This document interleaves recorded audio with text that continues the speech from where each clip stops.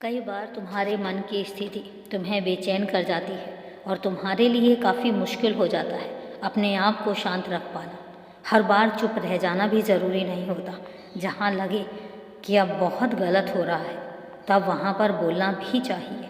हर जगह चुप रह जाना सही नहीं होता और मैं तुमसे कहता भी नहीं हूँ कि हर जगह तुम चुप रह जाओ।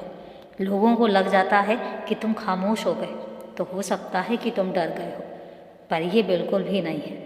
कई बार तुम्हें ये साबित करना होगा कि तुम डरते नहीं बल्कि तुम लोगों की कद्र करते हो और कई बार इसीलिए चुप हो जाते हो। और किसी को भी इस गलत फहमी में नहीं रहना चाहिए कि तुम अगर चुप हो तो इसका मतलब कि तुम डर गए हो। तुम्हें अपने लिए आवाज़ भी उठानी चाहिए। मैं हर जगह तुम्हें चुप रहने के लिए कभी नहीं कहूँगा। जहाँ लगता है वहाँ पर आवाज़ उठाओ और अपनी बात को पूरे तरीके से और अच्छे सलीके से रखो। और फिर चिंता क्यों करते हो? तुम्हारे शब्दों का चुनाव मैं करवाऊँगा। मैं ही आवाज़ भी बनूँगा और तुम्हें ताकत भी दूँगा, क्योंकि मुझे ज़रा भी पसंद नहीं है कि कोई मेरे बच्चे को कुछ भी गलत कहकर चला जाए जब उसकी गलती नहीं होती है।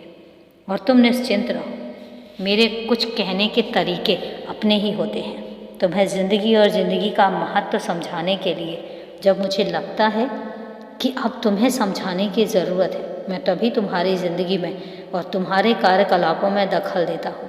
वरना मैं तो तुम्हें आराम से रहने देता हूँ, आज़ाद रहने देता हूँ और हमेशा चाहता हूँ कि तुम बस आगे बढ़ते रहो। हर अंधेरे के बाद रोशनी आती है, एक बात याद रखना, और वह रोशनी तुम्हारी ज़िंदगी की सारी तकलीफ़ें लेकर चली जाएगी। मैं फिर कहता हूँ कि एक बात याद रखना कि वह रोशनी तुम्हारी ज़िंदगी की सारी तकलीफ़ें लेकर चली जाएगी और तुम्हें पता भी नहीं चलेगा। कुछ ऐसा होगा कि सब कुछ अचानक ही चलेगा और फिर सब ठीक हो जाएगा।